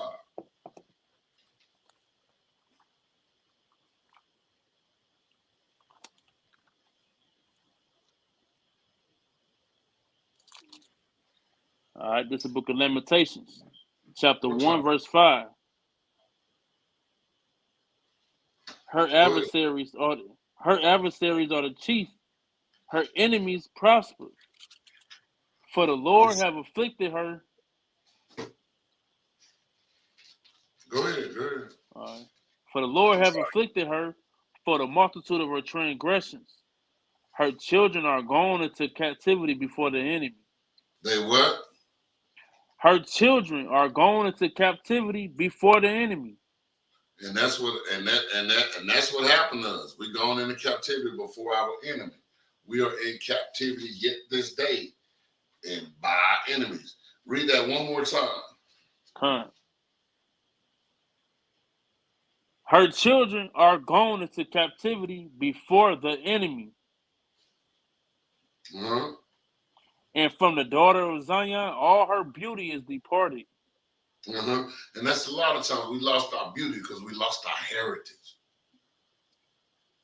We lost who we are. So now we just trying to live up what they say is acceptable. Perms and all these other things that we got now on our heads and doing all these other things other than who we are. Go ahead. Her princes are her princes are become like harts that find no pasture, Uh-huh. and they are gone without strength before the pursuer. Uh-huh. They gone without strength before the pursuer. Go ahead. Jerusalem remembered in the days of her affliction and of her miseries all her pleasant things that she had in the days of old. Those are the Of all things of, now. That's what we're doing now. We're remembering the things of the days of old, how we had all these things. The Most High woken us up. Now we're starting to say, hey, we was a beautiful people. We did have these things. And this is what's going on now. Go ahead. when her people fell into the hand of the enemy, and none did help her, the adversary saw her and did mock at her Sabbaths. Uh-huh. And the adversary saw it. Now that we're keeping the Sabbath, they mocking at us. Even when we tell them, even when they count 7 days, they don't act, nah, y'all tripping. They still go right back to church on the Sunday, even after they say the Sabbath is on the 7th day, which is Sabbath. I hate saying that word Saturday because it sounds like I'm worshiping the Saturn, which is where that comes from. Go ahead. Jerusalem had grievously sinned. Mm-hmm. Therefore she is removed. All Uh-huh. that honor her despise her, Uh-huh. because they All have that seen honor her. us. And the ones that honor us, they despise us. NBA championship, NFL championship. They can't wait for you to fall, although you don't want us some money by winning the game.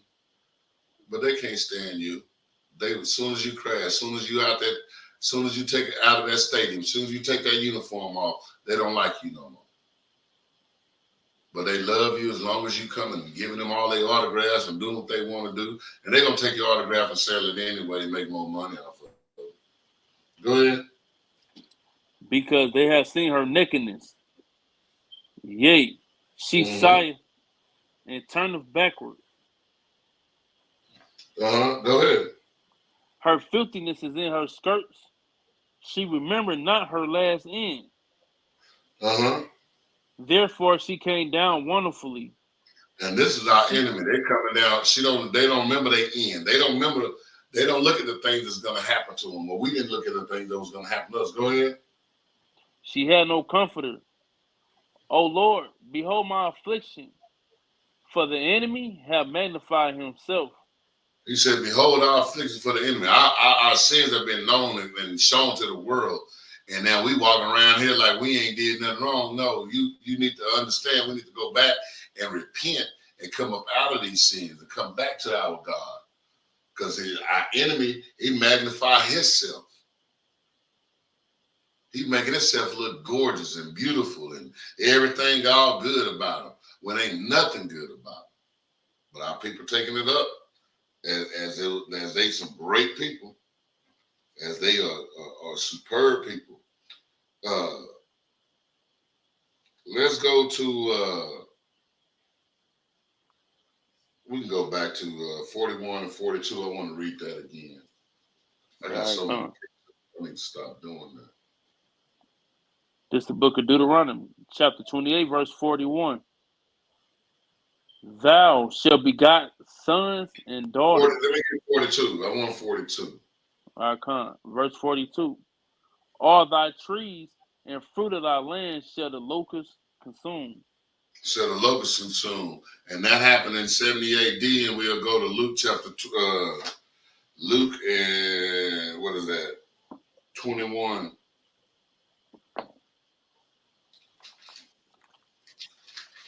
21, 24.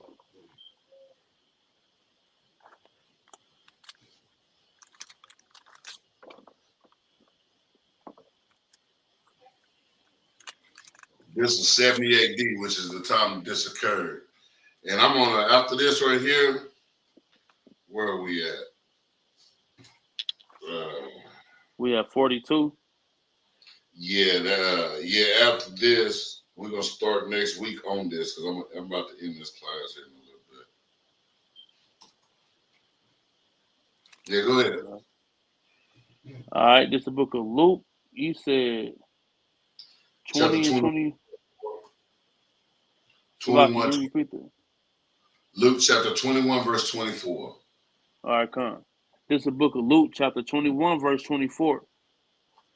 And they shall fall by the edge of the sword, and shall be laid away captives into all nations. Into where? Into all nations. Uh-huh.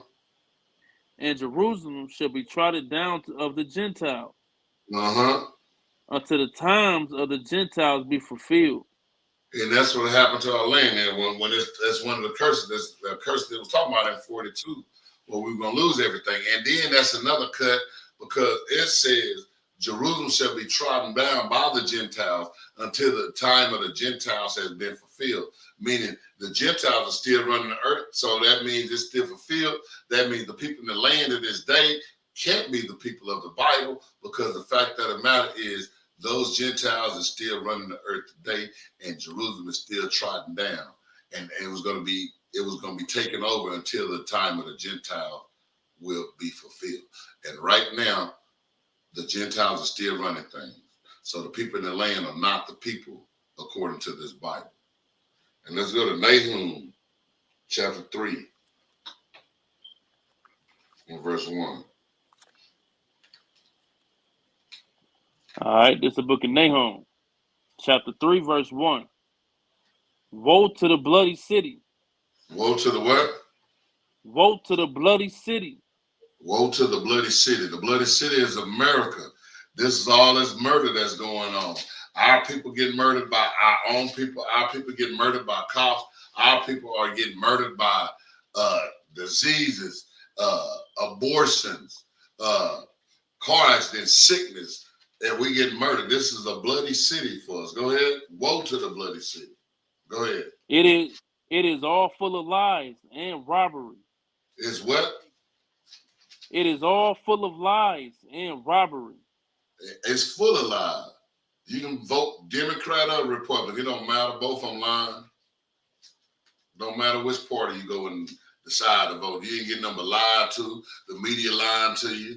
Every time you turn around, everybody got something to say, and they never the truth. So, but we believe all this stuff, though. But we'll turn right around and believe it. Boy, I done lost my name. But we'll turn right around and believe anything that they say, tell us. And it's nothing. The Bible tells us this land lies to us constantly. History we've been lied to. Economics we've been lied to. Is that food? Yes, that's food. Then we've been lied to. That ain't even food. Water. Is that water? Yes, it's water. We've been lied to because that don't even be water. Man, I haven't seen you in a while, Israel. Shalom, King. Been back. I remember you used to get with us a long time ago, man. Glad to see you back, man. Remember you used to come down there, downtown like a couple of times. Used to watch us teach, man. I'm glad I see you on this thing, man. Hope you've been good too, man. Hope you've been good, man. But yeah, man, read that again. Con. Woe to the bloody city. It is all full of lies and robbery. It's all full of lies and robbery. Go ahead. The prey departed not. And the prey is the departed not. We ain't left yet. We the prey. We the prey. Jump to verse 9. Verse 9. Ethiopia and Egypt were her strength. Ethiopia and Egypt, the Africans and Egypt, the Africans were their strength. They the ones who called us and sold us. Go ahead. And it was infinity. Infinite. Infinite. It was, yes. And it was infinite. Put and Lubim were thy helpers. And he said, Put and Lubim were our helpers. Put is what? The third grandson of Ham. The third son of Ham, Put and Lubim. Both of them were Hamites. It says they were their helpers. These Africans helped them do this to us. Go ahead. Verse 10. Yet was she carried away, she went into captivity. And I don't even understand how people don't even understand that. When you find out it's talking about the Africans Put in Lugum, which were the Africans also, Egypt and Ethiopia, Africans also. He said they were their helpers. And then it goes on to the next verse to even tell us, yet she was carried away. She went into captivity. Go ahead. Her young children also was dashed in pieces at the top of all the streets. At the top. They said her young children. They were dashing our children. Our children they was dashing them in the streets, dashing them into pieces, cutting them up, killing them. Go ahead. At the top of all the streets. Uh-huh. And they cast lots for her honorable men. Uh-huh. And all her great men. They had them on those shopping blocks. The big men, the strong men, they had them up there, man. Big old McDinky right here for sale. Go ahead. And all her great men were bound in chains. All her great men were bound in chains. Israel great men were bound in chains. Well, and it's giving you an example, and telling you how it all happened. These are the prophecies that happened to us. These are the curses that came upon us. Go ahead. Thou also shalt be drunken. Thou shalt be hid. Thou also shalt seek strength because of thy enemy. Because of the enemy. We shall seek strength because of the enemy. We be looking for strength because of our enemy. Go ahead. All thy strongholds shall be like fig trees with the first ripe fig. Your figs. Hold on. Read that again. All thy strongholds shall be like fig trees with the first ripe figs. If they be shaken, go ahead. If they be shaken, they shall even fall into the mouth of the eater. He said, all our fig tree, we should be like fig trees. With the first ripe figs, we won't even be able to eat. Everything that we start producing, everything that we got, they taking it from us. Go ahead. Behold, thy people in the midst of thee are women. Oh, what? Are women. Behold, thy people in the midst of thee are women. And that's the reason for the feminist movement. That's the reason they try to put the black woman over the black man to change up the whole dynamic. They made the woman the midst of the thing. And it was the men that were supposed to be there. They done took all the men and put them aside. I ain't even got to I guess we'll get to that next week. But those are the things that they done in America. But I women think it's something that they did. We great, we this, we that. I look at it all on TikTok. It's all it is. They have given this facade like, hey, we running things now. We don't need no men. Yes, you do. And that's the reason we even get more and more 12. They don't even see the destruction that's coming upon us because of those things like that. Go ahead. The gates of thy land shall be set wide open unto their enemies. He said, and now the gates of our land are set wide open to their enemies. That's why they took the man and degraded the man and put the woman there. So the gates are now open because they accept. That's like a lot of times, like Yari had the video when he was out with the homosexual, where he kept saying, you're telling those girls, y'all want a good man, but you sitting there being best friends with the homosexuals and doing all that other things. Y'all agree to a lot of these things that America got going on. It's easy. That's why even Adam and Eve, Adam was made first, but you didn't see Satan come after him. He waited till the woman was made. Then he came after her. I know a lot of times women don't want to hear this, but these are the things that goes on. And I don't care if you like it or not. It's the truth. The Bible says it. Go ahead. All right, verse 13. Behold, thy people are in the midst of thee are women. The gates of thy land shall be set wide open unto thy enemies. The fire shall devour thy bars. The fire shall devour thy bars. The fire shall devour thy bars. And when I get into this Willie Lynch letter, I'm going to show you some other stuff that even they knew these things from the Bible and they used them in the Willie Lynch letter. We'll come back to that. I want to come back to that scripture when I do go into that. But we ain't going to get to it today. Go ahead. Verse 14. Draw thee waters for the siege. Fortify thy strongholds. Go into It says clay. water for the siege. Then this right here is talking about when 70 AD, when we got siege, and the things that happened was they had took the strong men, and it's also speaking like the waters. So when they took all the strong men and all these powerful men up out of Jerusalem because of the war that was going on, then it was just the women. That's when it's talking about the women are in the midst of Jerusalem now, and now the gates are left wide open. There's no women, there's no men to shut the gates anymore. There's no men to fight anymore. And now the enemy has come in. And that's what he's done now. He said, draw thee water for the siege. Get plenty of water, because the siege, they just surrounded us and starved them out. Go ahead. Fortify thy strongholds.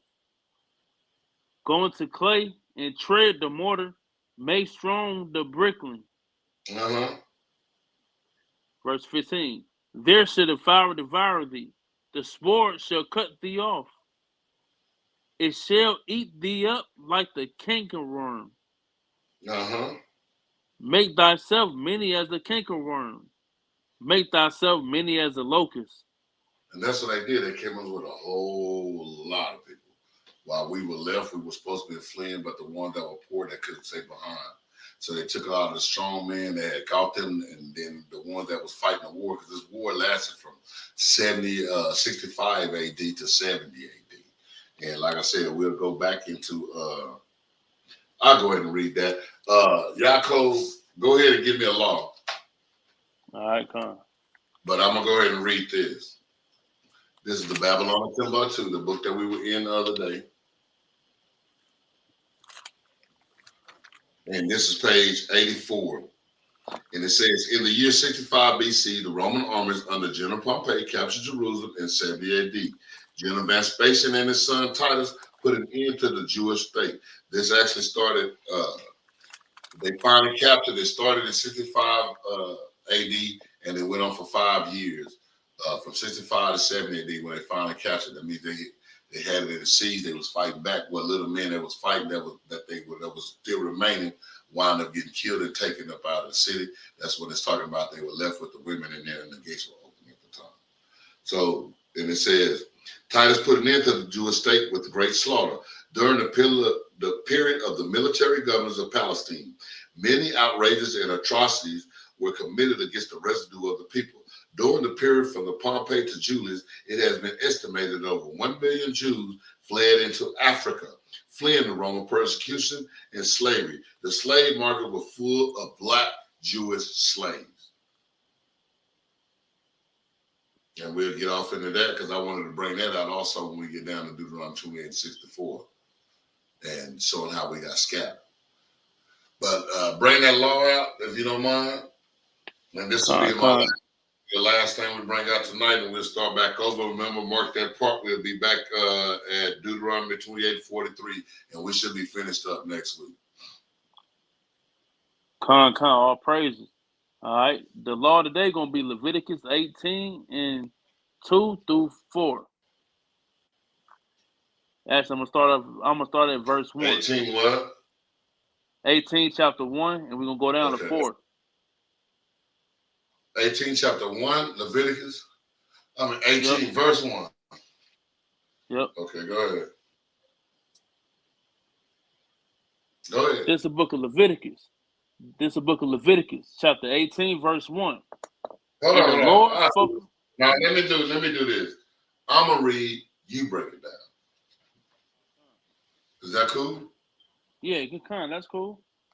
Yeah, okay.